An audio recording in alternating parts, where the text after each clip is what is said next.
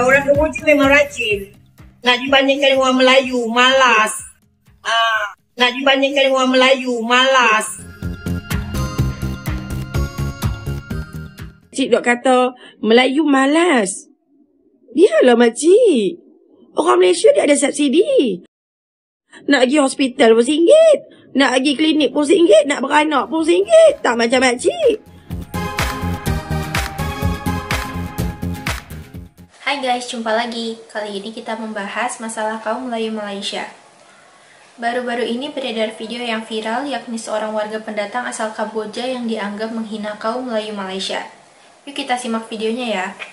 Sebelum ini kan pernah kecoh pelakon Nadia Berayan meluahkan rasa kecewa dengan tindakan seorang peniaga pakaian yang menengkingnya di hadapan orang awam ketika menjayakan karnival juara Star Wonders di Johor Bahru. Menurut Nadia, dia tidak mengenali pengurus jenama pakaian Maria Holtings tersebut dan akan mengambil tindakan terhadap perbuatannya yang turut menolakkan video berkenaan sebelum dipadam. Malah Nadia turut menyifatkan tindakan peniaga tersebut sangat melampau dan memalukan selepas memarahinya serta merekod kejadian terbabit. Demi sebuah konten tanpa persetujuannya. Terbaru, melalui konten makcik itu, dia mendedahkan rupa-rupanya dia adalah seorang warga asing warga negara Kemboja. Seorang warga asing yang mendapat pemastautin tetap di negara ini. Di dalam video itu juga, dia ada mengatakan Melayu itu pemalas. Dan selepas itu, dia seperti cuba konon tidak seperti menghina Melayu. Dia mengatakan tak kira bangsa apapun, asalkan rajin bekerja, barulah berjaya. Mungkin makcik Kemboja ini terlupa agaknya. Atau buat-buat lupa pelanggan-pelanggannya adalah majoriti orang Melayu. Kalau pelanggan Melayu dia ini pemalas dan tak berduit, tak adanya orang Melayu nak beli barang dengan dia. Tak adalah orang Melayu nak support perniagaannya. Selepas ini, harap-harap orang Melayu boleh pertimbangkan untuk memboikot makcik Kemboja ini. Dan carilah usahawan anak bangsa Melayu. Kalau orang Kemboja rajin sangat, pergilah berniaga di Kemboja. Jangan masuk ke negara tanah Melayu ini. Anda tidak dialu-alukan. Ibu. Ya. Ada orang komen, dia cakap, ini ke yang owner dia orang Kemboja? Ibu orang Kemboja ke? Yelah, memang saya orang Kemboja. Apa kena mengena kalau orang Kemboja dengan orang Malaysia? Apa beza? I memang orang Kemboja. I dilahirkan di Kemboja. Tapi I dibesarkan di Malaysia. So ada apa-apa, kalau orang Kemboja memang pandai menyaga kan? Betul tak? Dan orang Kemboja memang rajin. Nak dibandingkan dengan orang Melayu, malas. Nak dibandingkan dengan orang Melayu, malas. Itu. Jangan marah, gurau saja. Orang Melayu ke, orang Kemboja ke, tak ada beza. Yang penting rajin. Selagi you rajin, you akan dapat apa yang you nak.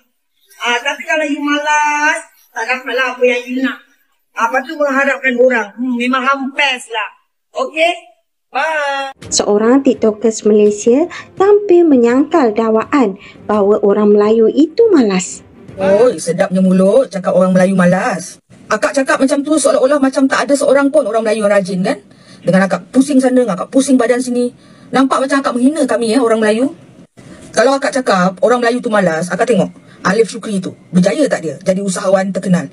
Datuk Vida lagi, Kak KM lagi, lepas tu founder-founder lagi. Habis yang lain tu bukan Melayu yang berjaya tu, usahawan-usahawan tu. Akak kena ingat, akak berjaya, akak kaya ni pun disebabkan oleh sokongan-sokongan orang Melayu. Cuba akak belik-belik sikit akak punya buku customer.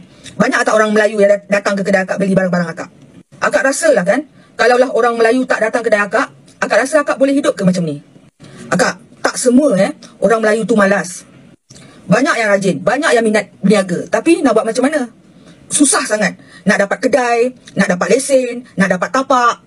Nak tahu sebab apa? Sebab kita orang terpaksa bersaing dengan peniaga-peniaga asing yang menyalahi undang-undang ni. Monopoli kita punya perniagaan. Orang tempatan pun. Bukannya ramai nak sewakan kedai kat kita orang. Ada yang setengah dia disewakan dekat warga asing. Nak untunglah katakan. Warga asing ni kan boleh disembelih-sembelih harga. Akak jaga mulut tau. Kata-kata tu boleh menghuris hati orang tau. Ada orang dia boleh terima kita gurau kasar. Ada orang dia sensitif. Tengok bagus ke akak buat macam tu? Usahawan baju tiada niat goris hati Nadia Berayan. Tengking depan orang ramai sekadar gurauan. Gurauan ke tu? Tengking orang di depan halayak ramai, itu adalah sesuatu benda yang memalukan tau. Jatuh dia punya air muka tau. Cuba kalau akak diperlakukan macam tu, malu tak? Tak apalah, kita fikir positif lah. Hari ni hari kemenangan akak. Tapi kita tak tahu lagi esok lusa macam mana nasib kita. Hari ni Tuhan bagi kita kesihatan, tapi tak tahulah akan datang. Kalau kita sakit ke kan, masa tu baru kita tahu langit tu tinggi ataupun rendah. Masa tu harta benda, wang ringgit pun tak berguna. Betul. Kerajaan yang didirikan ini juga adalah mendapat sokongan rakyat. Bukan pendatang haram, bukan warga asing yang tidak ada hak untuk menentukan kerajaan. Tetapi kita berikan mereka peluang untuk berada dalam negara kita. Akhirnya apa berlaku? Rakyat tempatan dihina, rakyat tempatan diperlekeh, rakyat tempatan terpaksa merempat dalam negara sendiri. Kita telah buktikan di lapangan, tuan-tuan, bagaimana warga-warga asing ini, mereka ada duit, mereka ada kenalan, mereka ada kontak, mereka ada jadi kaya raya. Mereka menghina rakyat-rakyat tempatan. Begitulah guys reaksi warga terhadap video yang viral tersebut. Reaksi itu bukan cuma datang dari kaum Melayu, tapi juga dari pendatang asal Kamboja. Dan akhirnya makcik Kamboja tersebut meminta maaf. Yuk kita lanjut lagi ya.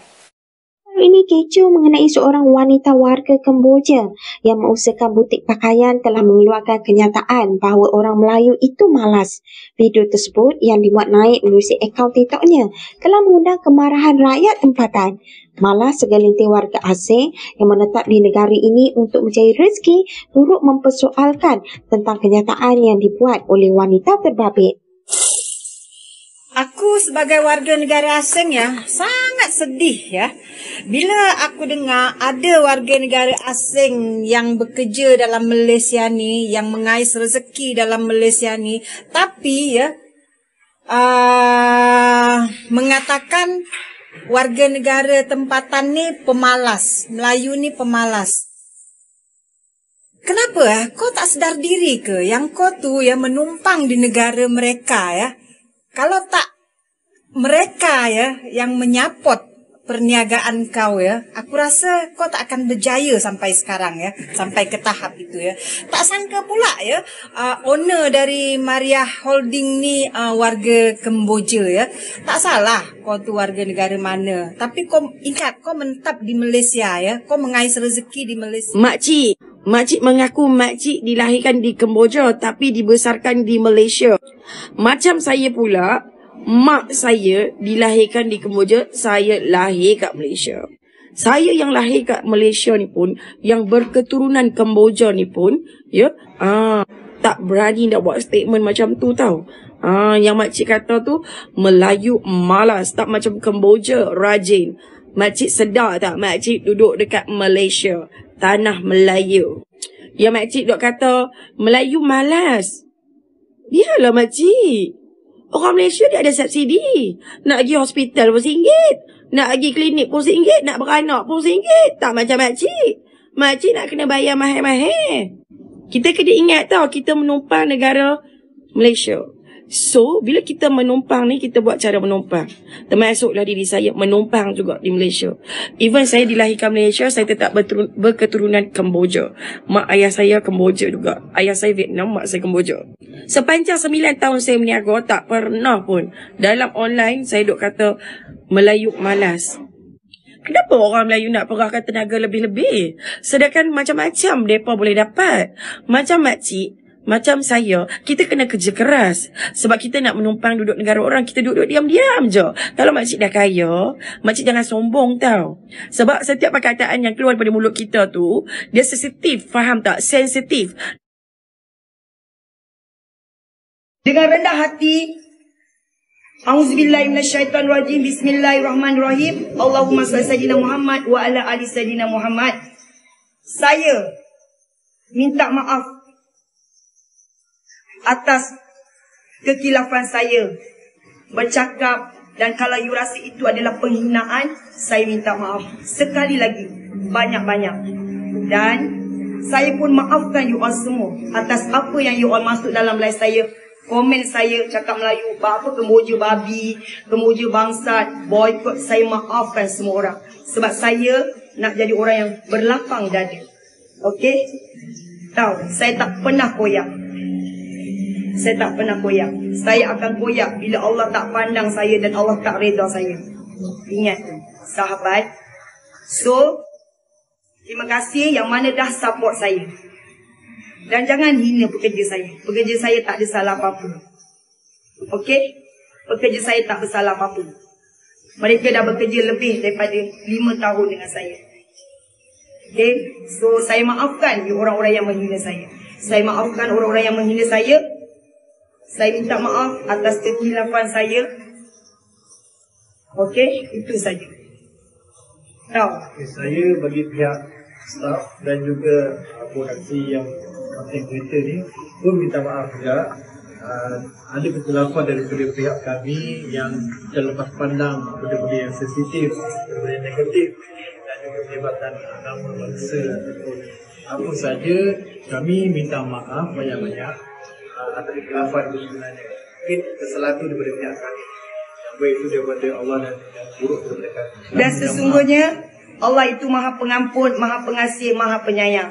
Dan kita sebagai hamba Allah, jadilah yang Maha Pengasih, Maha Penyayang, Maha Pengampun dan Maha Memaafi.